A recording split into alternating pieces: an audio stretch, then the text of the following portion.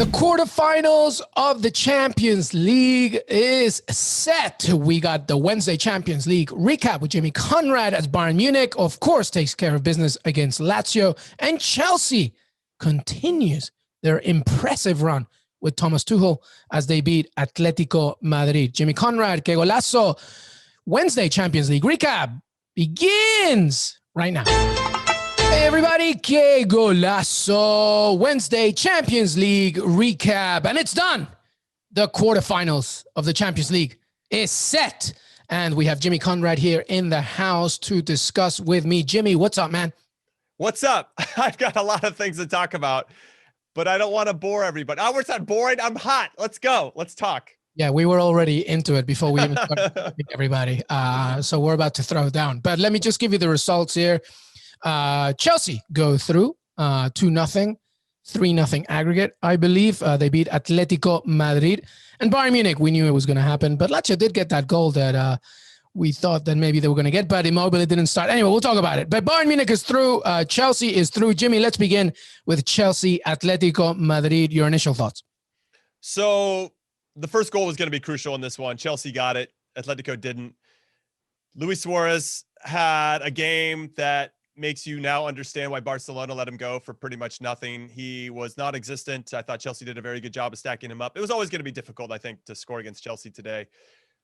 I think there's going to be a lot of undue hate, let's say, for João Felix. I mean, I just feel like because of the expectations around him, he's got to, with Diego Simeone, he's got to press, he's got to track back, he's got to create, he's got to score. I mean, he's got to do it all, and sometimes he doesn't have the support staff around him. Here's my big issue with Atletico Madrid, if everybody will humor me for a second. Anytime that Atleti, over the last season or two, starts Saul and Koke in the middle of the field, they just don't score goals. Yeah, they're going to be tough to break down and whatever, but they just don't score goals when those two guys are on the field. 5-6 years ago, maybe a little bit different, but now those guys have got a lot of mileage on their legs. They just can't cover the same time. They're not really box-to-box guys anyway, in my humble opinion. Sometimes they score. But when you set up like that, which is what they did against RB Leipzig when they got knocked out of the Champions League last season, you don't give yourself a chance to win. Throw Thomas Lemar in there, man. Throw Angel Correa in there. You needed to score in this game, and you went really defensive. And I thought Diego Simeone was evolving, and maybe he is slightly, but it wasn't enough. And we can get into the byproduct of that. I think there's a positive byproduct of that. With regard to Chelsea, though, fair play to Thomas Tuchel. I thought he got his lineup perfect. A lot of questions around Olivier Giroud not starting. Went with Timo Werner. Timo Werner did what he was expected to do, which is run off the back shoulder, really stretch Atleti, create some space underneath because he's stretching Atleti's back line. And that worked to great effect, and he ended up setting the first goal for Ajax. So fair play to Chelsea. They did exactly what you said, Luis, that they were going to score first and set up shop and say thank you very much, and that's what they did. Yeah, I saw a note at Emerson, though, because I said 1-0, and he had to score at the end to totally ruin everything. I said 1-1, and Mendy makes a great save that would have made it 1-1 right there at the end, too. So I share in your bitterness. Yeah, the Joao Felix take right there at the very end. Some very good points you made there, Jimmy Conrad. Let's just begin with one of them, which is obvious. I think the midfield for Atleti was just non-existent. And my halftime tweet was basically the N'Golo Kante song, because, like, he's so good at, and Philippe Auclair said it so well on Twitter. It's not that he's everywhere, is that he's everywhere because he knows when to be there at the right time. And that's exactly what happened. Atleti couldn't find the rhythm. You mentioned Luis Suarez. I agree. That's why Simeone took him off early. There was just no answer. And Tuchel, as we mentioned, is basically, what you see, what you get with Chelsea. They're going to score early. They're going to make it extremely difficult for you to do anything. And they're just going to pounce you on a counter. And that's exactly what happened. That was, it was just once again, another productive, efficient win from Chelsea. But I will say that Atletico Madrid really disappointed me in more ways than one in this game. Okay. We should actually start from if you guys have not seen this game yet, go back and watch the highlights. And hopefully the highlights do show a couple penalties that probably should have gone Atleti's way. The first one was on Luis Suarez. Rudiger leans in. Okay. And we saw that, not like for like, but we saw a similar call for Real Madrid. I actually think that this Madrid team was wearing the wrong jerseys. If they were wearing a Real Madrid jersey, that probably would have been a red card for Rudiger and a penalty for for them. But I tell you what, I'm sorry, the Carrasco Azpilicueta, that would have been a penalty if that was Real Madrid. 100%. So the other one is Azpilicueta properly reads the ball, good read of the pass, tries to play it back to Mendy, the goalkeeper. He shorts it. and Carrasco's running in, and he puts out his arm to slow him down. Carrasco falls. Yeah, And the problem is Carrasco oversold it. Like he just oversold it. It was. I'm with you. I'm with you. It's a penalty. I'm just saying Carrasco was like he platooned it. He was like okay. Let's fallen. He should have just fallen. I'm gonna use that for you to step up the red card that Atleti did get, because Rudiger gets an elbow to the stomach from Savage. Fair. It's a card of some sort. The referee gives him a straight red and throws him out. Rudiger falls down. So you're talking about overselling it. Well, it did work there on this referee, but it didn't work for Carrasco. Well, it's because I think Rudiger was more Robert De Niro and Carrasco was more like Charlie Sheen. Like okay, here we go. No, all right, we got wooden acting versus somebody that's got a little more savvy. I understand that, and I think there was 100. Like not 100, like 10 people in the way of the referee, and he just saw, like, I don't know how clean he saw the elbow, but Rudiger did sell it. Thank you very much. You're right, though. Real Madrid would have gotten those calls, in my opinion. In your opinion, too, sounds like. And United. Atleti doesn't get that call. Luis Suarez has a reputation. So that Rudiger one, where maybe he should get a call there in some capacity, not going to get it. And then the Carrasco one, the referee swallowed his whistle. He swallowed his whistle. So, yeah, we're talking about Chelsea doing all these right things. But if one of those calls goes in favor of Atleti, then Atleti scores first, and then they get to set up shop and try to hit him on the counter. And maybe we're talking about a different result. But that said, Thomas Tuchel has got something going with this team. That is their 6th consecutive clean sheet. They've only given up 2 goals in 13 games with Thomas Tuchel, and that has to be respected. He's clearly doing something right. He's re-energized the team, especially defensively, and they're doing just enough. It's not great all the time, but they're doing just enough. And we saw some glimpses today that if Kai Havertz and Timo Werner and Hakim Ziyech can start to get unlocked a little bit and released, and some freedom to go forward and look to combine a little bit more, if they can figure that part of it out, like Man City, remember we talked about this before. Man City was struggling to get it going, really connecting the dots at the beginning of the season. And now that they've unlocked everything. If Chelsea can find that, they've got the players to do something similar, not as good as City, but something similar. And that will be a very dangerous Chelsea team. Yeah, especially with Kai Havertz. I think he was great once again. And I've always said Chelsea, even when with Lampard, I was saying the thing about Chelsea's squad is that it's more adapted to the Champions League. I feel like they can adapt themselves more to different types of continental competition. But to your point, listen, I've said it before. We've talked about it. Thomas Tuchel is just productive, efficient. That's what you're going to get with Chelsea. And if they score first, forget about it. But I think that Azpilicueta thing, that was a penalty. The rhythm could have changed a little bit. It didn't. That would be a red card on Azpilicueta? Well, it should have, yeah. Right. So, I mean, that is such a significant time to swallow your whistle when we've seen, similar plays called in favor for other teams and against Atleti. So that's tough luck. And I look forward to hearing what Diego Simeone has to say after the game. I'm sure he's irate. I'm sure he'd give Rudiger a friendly elbow at the end of that one. Hey, but you know what, though, Jimmy? We did say, though, that if they want to win La Liga, they kind of got to get rid of the Champions League and just focus completely on the league table. So, maybe this is a blessing in disguise in terms of the domestic side of things. Maybe this helps them a little bit more. No, that's the positive byproduct that I was mentioning before with Atleti falling out of this. I think the staff of Diego Simeone and him himself will be like, all right, well, now we can go on and kick on and win the league. And that now all their eggs are in that basket, and we'll see if they can push on and make that happen. I suspect that they will, because they have this now, because they can get through this. I'm curious though about their game this upcoming weekend, which is against Deportivo Alaves. If they can get a good result, especially with the emotional response, I think, of crashing out of the Champions League, either they're going to continue to feel sorry for themselves, or they're going to come out and absolutely thrash Alaves. I don't think there's any in between. So it should be interesting to see how they perform. Yeah, he did bring up a good point about, listen, like the thing is, if they do a couple of draws and Barcelona keep rocking and they face each other on May 9th, that might be very tricky for them. All right, let's just very quickly on Chelsea, Jimmy. Now that they're in the quarterfinals, how far do you see them at this point? We're going to talk about this more on Friday because it depends on the draw. But, I mean, they have a chance like any. I mean, there's only 8 left now. So who knows, right? No, they definitely have a chance. Again, we look at how they've been set up. Obviously, Thomas Tuchel has the experience of getting PSG to the final last year. That was a significant thing, not only for those players in that club, but for Tuchel himself, right, to prove that he can get there. And then he just didn't have enough there in the final. He was close, though. They had a couple opportunities there. And they kept it pretty close for a very good Bayern Munich team that had beaten Barcelona 8-2, like a week earlier. So this Chelsea team, I think, can do some damage.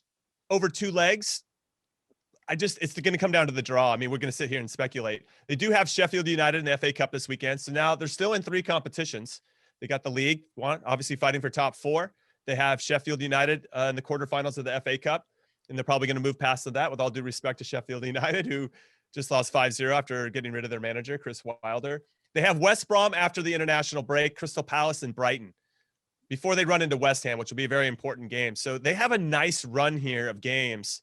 And then obviously they're going to find out their Champions League opponent, and their FA Cup opponent. So there's a couple things that'll be coming up on their schedule, but I think they're pretty well positioned. I think they're showing that they have depth. They can try different guys, different combinations, and still maybe not score all the time, but definitely not give up any goals. And that's an important trait to have. Yep, very good points, especially that Tuchel taking PSG to the final. He knows how to get there. All right, we're going to take – yeah, go ahead. No, I just got to say this because I'm looking at the schedule and my eyes just lit up. The last 4 games for Chelsea, everybody has to know this. They play Man City, Arsenal, Leicester, Aston Villa to finish the season. That is ridiculous. And so imagine having that at the end of your schedule, along with any Champions League games you might have or FA Cup games you might have.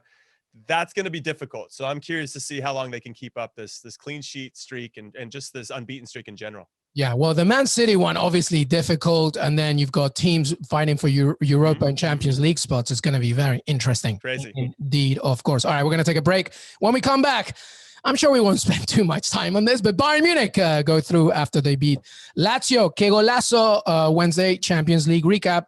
We'll be right back. Welcome back, everybody. Wednesday Champions League recap. Jimmy Conrad. And to finally wrap everything up, here's Jimmy.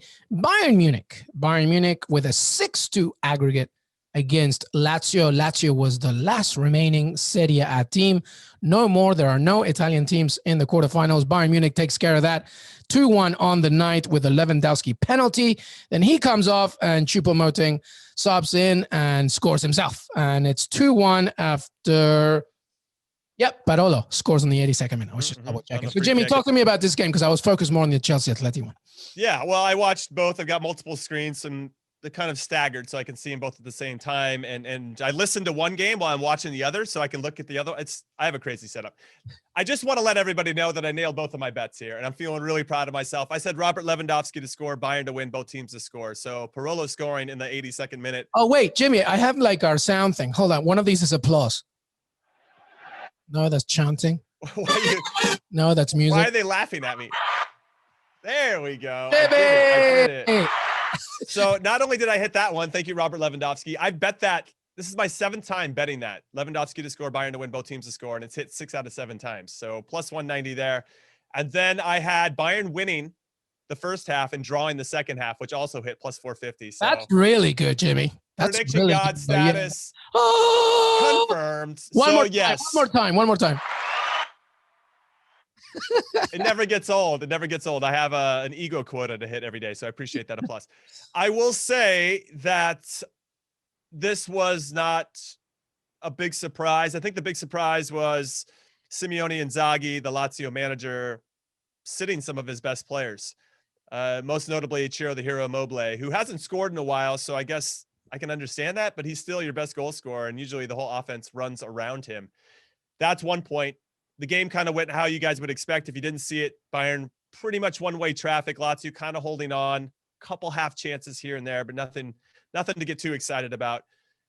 I will say though, Milinkovic-Savic was captain for the game for Lazio. This guy could have scored early. He had a chance early, and then like he had a header that he thought he was off, but I don't think he really went with it. You know, he didn't like commit 100% because I think he thought he was off, but he wasn't off. It ended up being a little bit of an innocuous opportunity. Within a minute or 2 minutes, that guy's tracking back behind his back line to make a big tackle.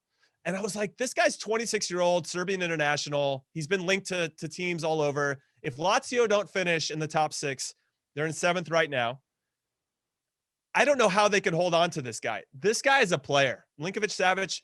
Yeah, he's so good. I've been trying to watch him more this season because he's getting the stats to back up everything. But I got to watch him today, and he put him in the middle. Sometimes he's off the shoulder of the holding midfielder, but this time he was directly in the middle. He was all over the place, and he's so fluid. He's so good in transition.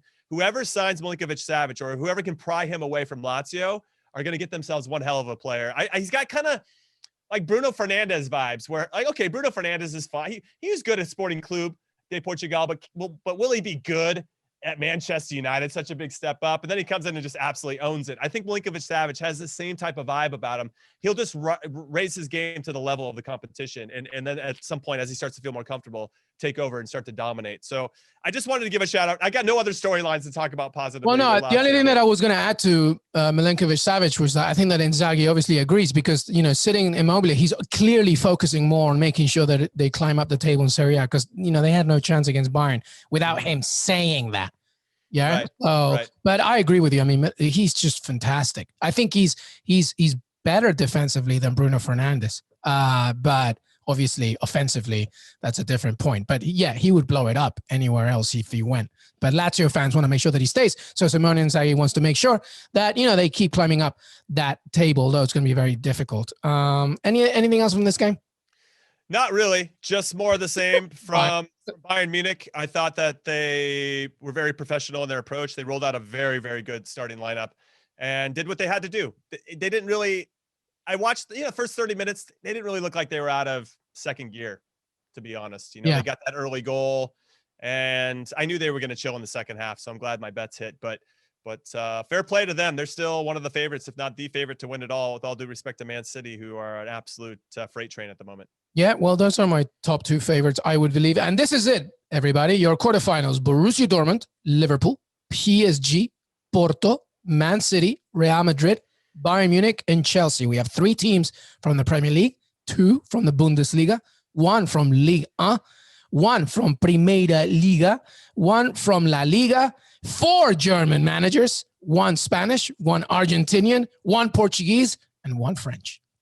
How'd you like that? That's nice. I'm excited for these final 8 in particular. And I think what we learned this week, as opposed to last week, is that the best teams were the ones that went through. Yeah. We could argue the other teams that went through probably feel the same way. Hey, we're the best team, but I really expected Juve to go through and Sevilla to go through, and I feel like we looked at all 4 matchups this week, and all 4 that should have gone through went through. Yeah, I think the only, surprising one, or the one that you're like, whoa, is Porto, right? Just taking care of business against Juventus. I don't think it's not to say that they don't deserve to be here. Of course they do. But I think on paper, we thought Juventus would take care of business over the course of 2 legs, and it didn't happen. So massive congratulations to the Portuguese club. We'll see what they do there. All right, well, that's it. We're going to talk about the USMNT roster a little more on our weekend preview. I want to get Jimmy's thoughts on that. So this was just purely Champions League, but we already have our Europa League preview out. So make sure that you check that one. We have so much content for you, everybody. You guys are like spoiled. It's pretty amazing. It's pretty ridiculous. But Jimmy Conrad, final word on anything before we say goodbye. No, I'm just excited to talk about the U.S. men's national team, of course. Lots to dive into there, and then another big weekend before the international break. So, yeah, bring it on. Bring it on. Jimmy Conrad, thank you so much, brother.